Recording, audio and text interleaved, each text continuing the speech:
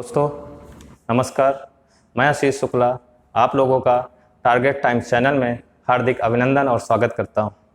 दोस्तों, जैसे कि मैंने पिछले वीडियो में आप लोगों को हिंदी वर्णमाला के बारे में बताया था। हिंदी वर्णमाला में मैंने आप लोगों को पिछले वीडियो में बताया था भाषा किसे कहते हैं, स्वर किसे कहते हैं, व्यंजन किसे कहते हैं, वर्णों के विचार और उनके भेदों के बारे में बताया था। आप लोगों को आगे इसको समझने के लिए, इससे आगे बढ़ने के लिए आप लोग को पिछला वीडियो देखना अति आवश्यक है, वरना आप लोगों को पूरी तरह से समझ में नहीं आएगा।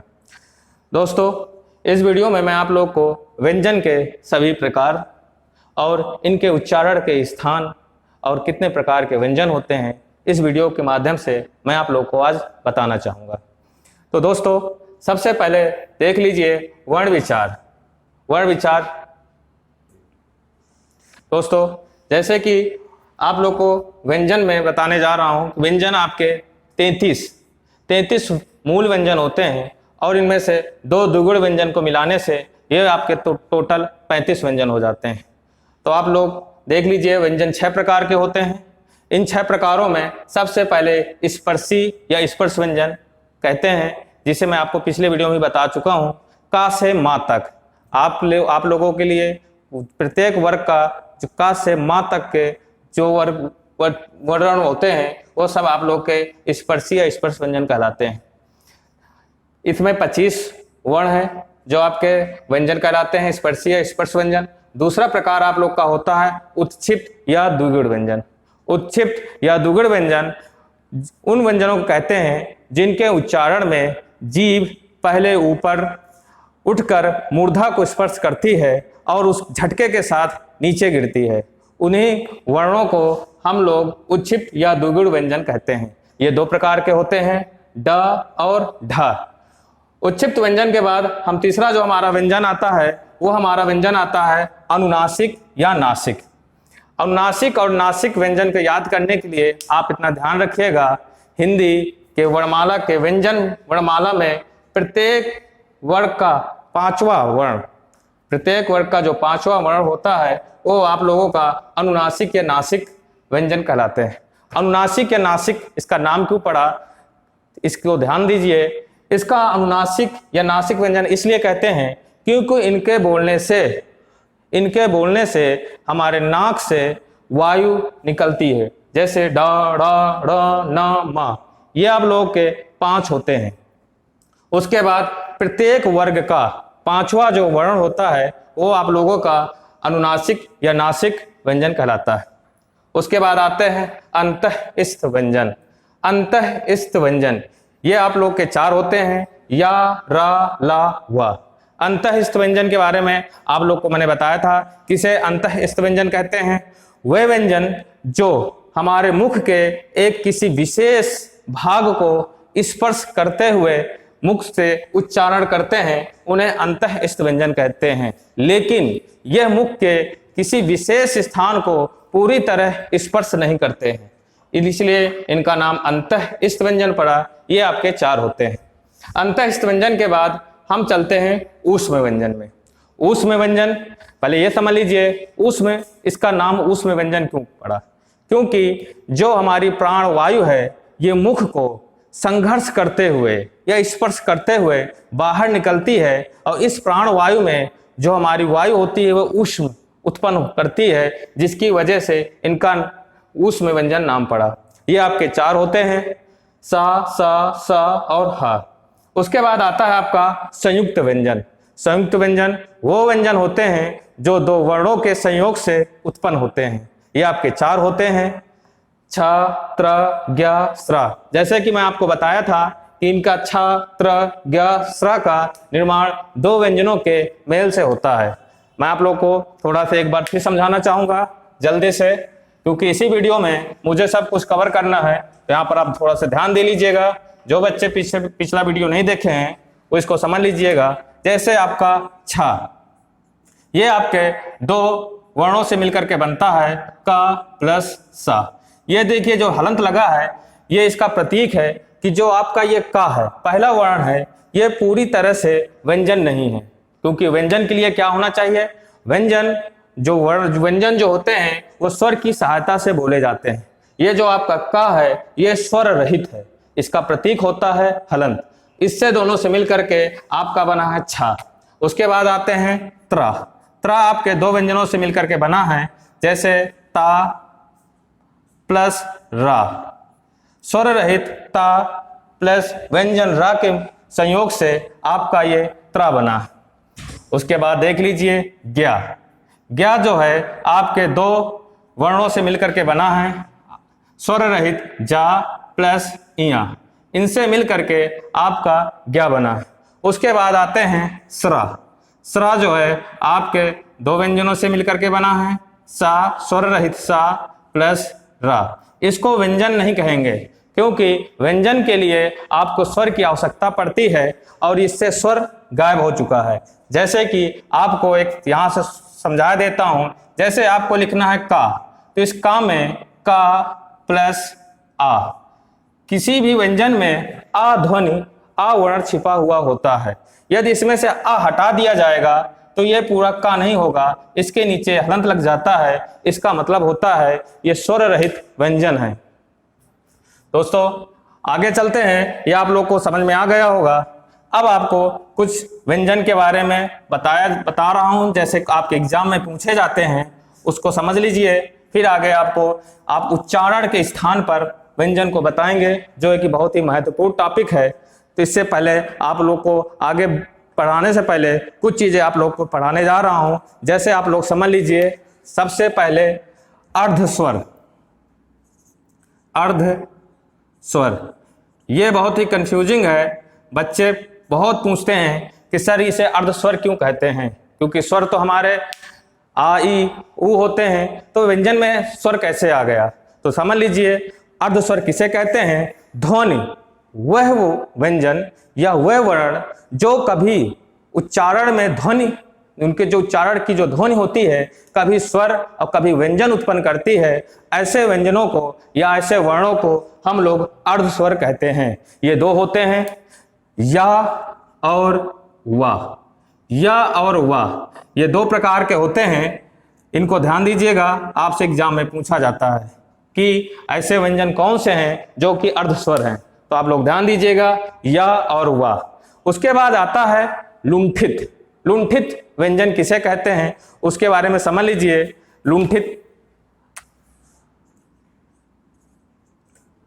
लुंठित जो आपका व्यंजन है वो है रा।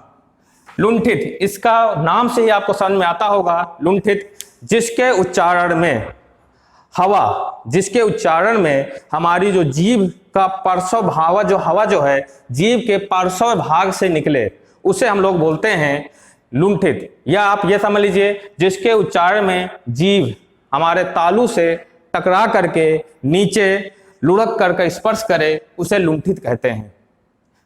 आप लोग नाम से जानते होंगे लुंठित। लुंठित का मतलब होता है लुढ़कना। जब हमारी जीभ ऊपर तालू से टकरा करके नीचे लुढ़कती है, ऐसे व्यंजन को या ऐसे वर्ण को हम लोग लुंठित कहते हैं। लुंठित वर्ण आपका कौन सा है? रा। लुंठित के बाद आपका एक वर्ण बचता है जिसे बोलते हैं पार्श्विक। पार्श्विक वर्ण के बारे में समझ लीजिए। पार्श्विक वर्ण कौन सा होता है?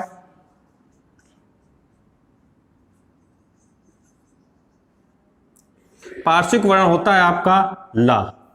पार्श्विक, पार्श्विक के बारे में समझेंगे, जिनके उच्चारण में पार्श्विक, जिनके उच्चारण में हवा हमारे जीभ के अगल बगल से निकलती है, उसे पार्श्विक व्यंजन कहते हैं। आपका पार्श्विक व्यंजन कौन सा है? ला।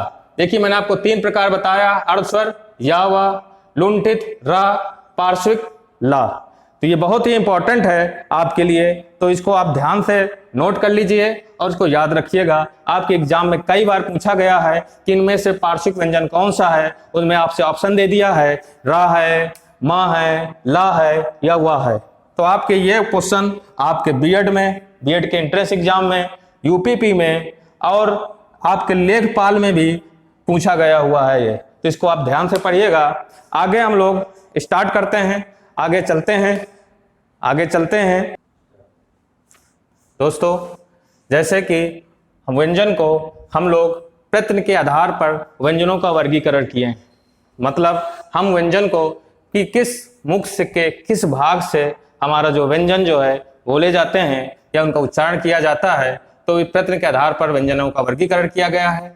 इसमें आपके विशेष 3 प्रकार के व्यंजनों को लिया गया है। सबसे पहले हम लोगों ने लिखा स्पर्शी व्यंजन। जैसे आपको पहले बता चुका हूं, स्पर्शी व्यंजन का से मा तक ये स्पर्शी व्यंजन होते हैं। ये टोटल आपके 25 होते हैं जिन्हें हम लोग स्पर्शी व्यंजन कहते हैं। स्पर्शी व्यंजन किसे कहते हैं? जिन व्यंजनों का उच्चारण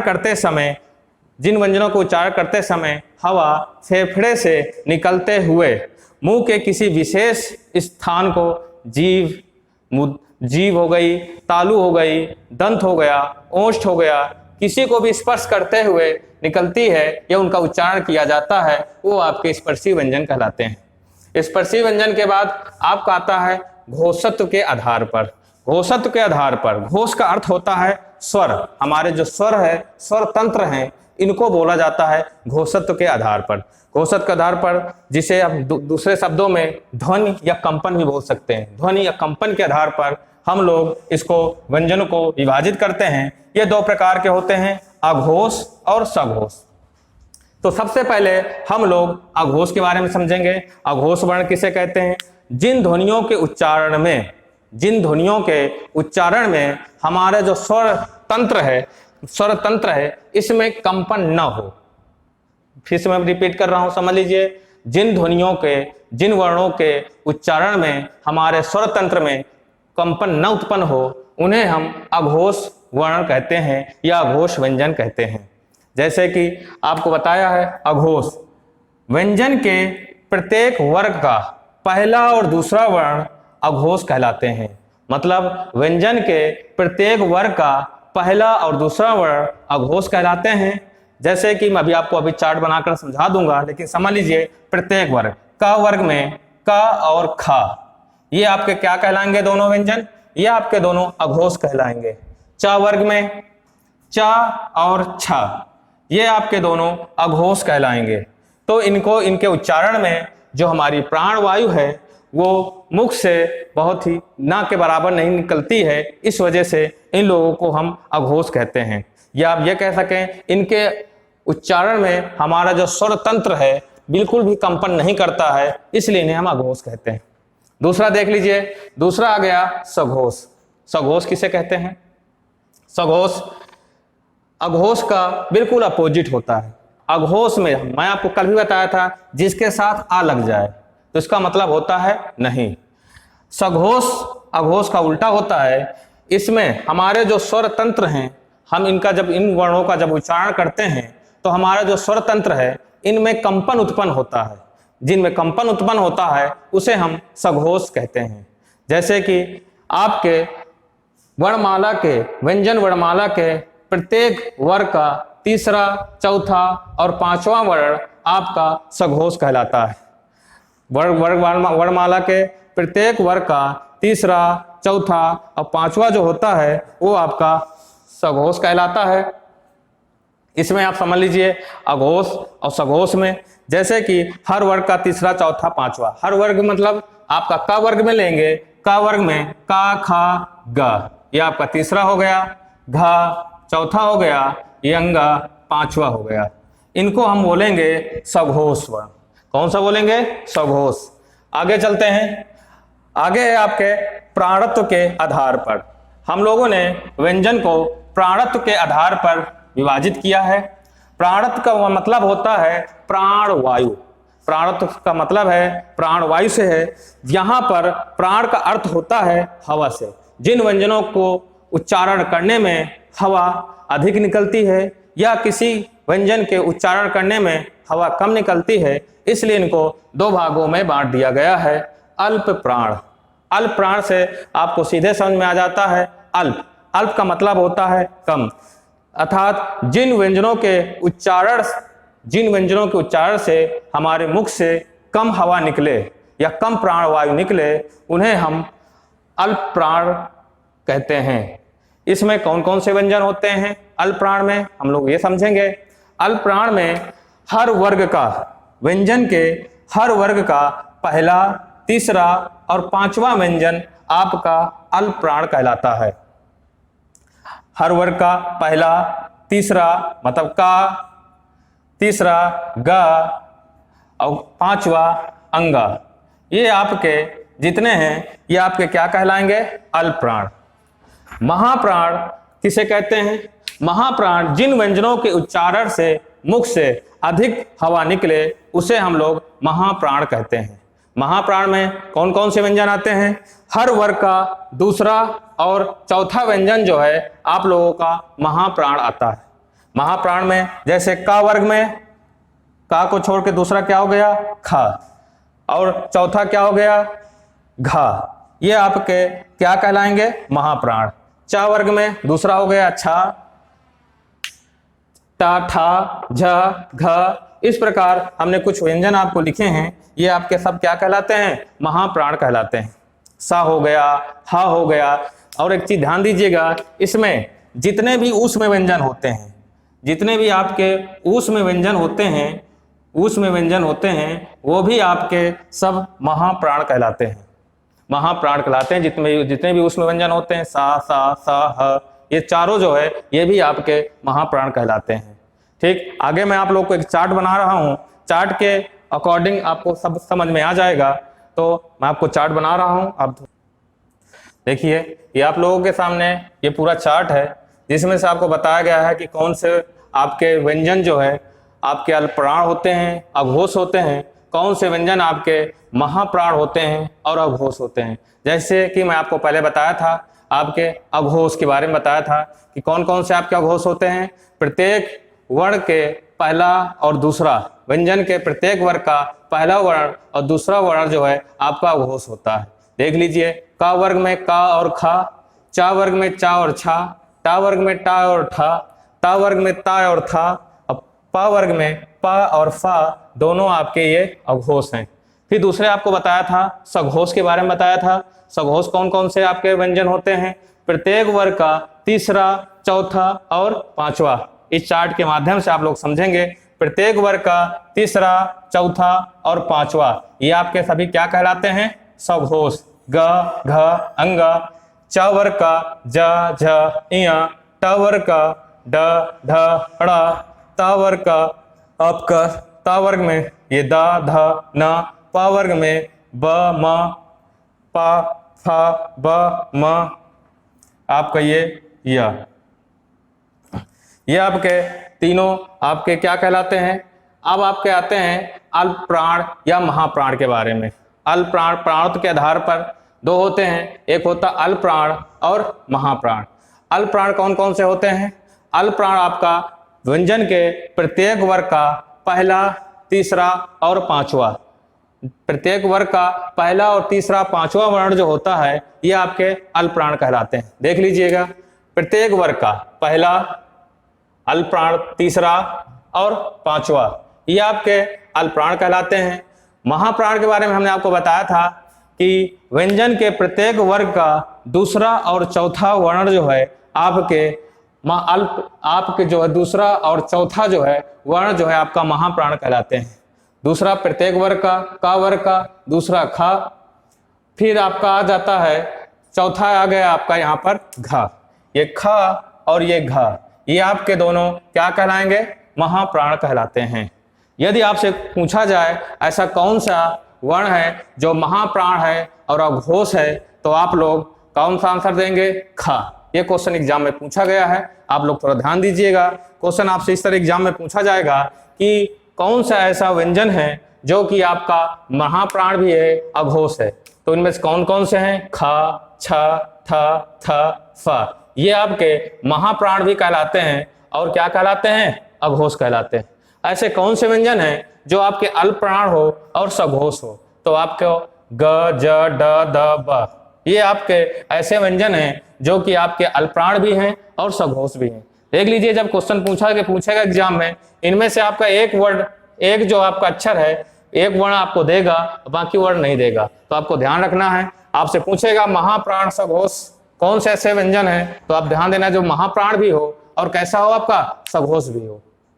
ये अल्प प्राण और इसको नासिक व्यंजन भी बोलते हैं। नासिक व्यंजन आपको पहले बताया चुका है, ऐसे व्यंजन जो नाक से बोले जाते हैं, जिनमें नाक से ध्वनि निकलती है, उनको या नाक से आपकी जो है वायु निकलती है उसे नासिक व्यंजन भी कहते हैं। ये आपके अल्प प्राण होते हैं। ये प्रत्येक वर्ग का 5वां अक्षर जो है नासिक व्यंजन कहलाता है। अब आगे आप लोग को आपको उच्छिष्ट बता दिया। अब आगे एक समझ लीजिए आगत और ग्रहित ध्वनियां किसे कहते हैं। ये आप लोग सभी लोगों ने चार्ट बना लिया होगा। ये चार्ट को मैं मिटाने जा रहा हूं।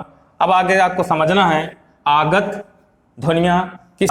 दोस्तों आगत सबसे ही समझ में आता है कि आगत किसे कहते हैं। आगत का मतलब होता है विदेशी भाषाओं से लिए गए शब्द, ऐसे शब्द जो हम लोगों ने विदेशी भाषाओं से उठा लिया, जैसे उर्दू से उठा लिया, फारसी से उठा लिया। तो हम इनके बारे में समझेंगे। देख लीजिए आगत, इनको आगत बोलते हैं या ग्रहित शब्द भी बोलते हैं। ग्रहित, आगत या ग्रहित शब्द कहें या ध्वनियां। कौन कौन सी ऐसी ध्वनियां होती हैं जो आपकी आगत और ग्रहित ध्वनियां कहलाती हैं। आप लोग जब बोलते हैं प, फ, ज, ग, ये ध्वनियां आप लोग जो हम लोगों ने विदेशी भाषाओं से इनको ग्रहण कर लिया है, ऐसी ध्वनियां जो है आपकी आगत ध्वनियां कहलाती हैं। देख लीजिए कभी आगत भी पूछ लेता है, कभी कभी ग्रहित पूछ लेता है। ग्रहित मतलब दूसरी भाषाओं से हमने इन ध्वनियों को ग्रहण किया है। इनको देख लीजिए जैसे का, ख,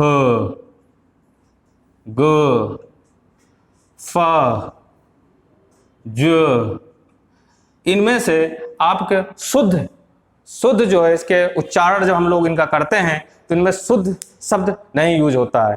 का नहीं होगा क, खा नहीं होगा ख। तो ये सब शब्द आपके विदेशी भाषाओं से ग्रहण कर लिए गए हैं। जैसे कि आप लोग जानते होंगे मुगल काल में मुगल लोग आए, अंग्रेज लोग आए, उन्होंने अपने अपने माध्यम से हमारी भाषा को तोड़ने मरोड़ने का कार्य किया। इसलिए इन भाषाओं को आगत या ग्रहित ध्वनियां कहते हैं। तीसरी चीज समझ लीजिए, एक है अनुनासिक। अनुनासिक किसे कहते हैं।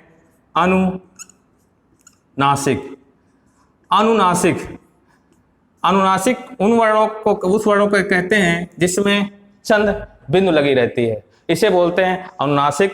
जैसे इसका यूज कहाँ करते हैं, जैसे आपको लिखना है आंख, तो देख लीजिए हमने यहाँ पर चंद बिंदु का यूज किया, इसलिए इसका नाम पड़ गया अनुनासिक। अर्थात जब हम इनका उच्चारण करते हैं तो हमारी जो प्राण वायु है नाक से निकलती है, यह हमारा शब्द का जो उच्चारण है उसमें नाक से इसका उच्चारण किया जाता है, इसलिए इसका नाम पड़ गया है अनुनासिक। यहाँ पर आप लोगों को एक दो क्वेश्चन कुछ कराने जा रहा हूं, तो आप बताएंगे जो कि आपके एग्जाम में पूछा गया है। जैसे कि आपसे पूछा गया है या रा ला वा में,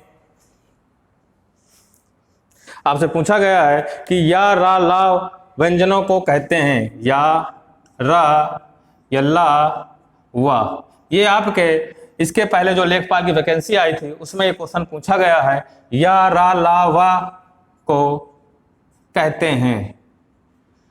तो आप सभी लोग ध्यान दीजिएगा, आप लोग को पता होगा या रा ला वा को क्या कहते हैं। आप लोग इनको अंतःस्थ व्यंजन कहते हैं। यहाँ पर ऑप्शन दे देगा आपको, कहेगा कि या रा ला वा को क्या कहते हैं, स्पर्श व्यंजन कहते हैं, ऊष्म व्यंजन कहते हैं या अंतःस्थ व्यंजन कहते हैं। तो जैसे आपको बताया था ये चारों आपके कैसे व्यंजन हैं, ये आपके अंतःस्थ व्यंजन हैं।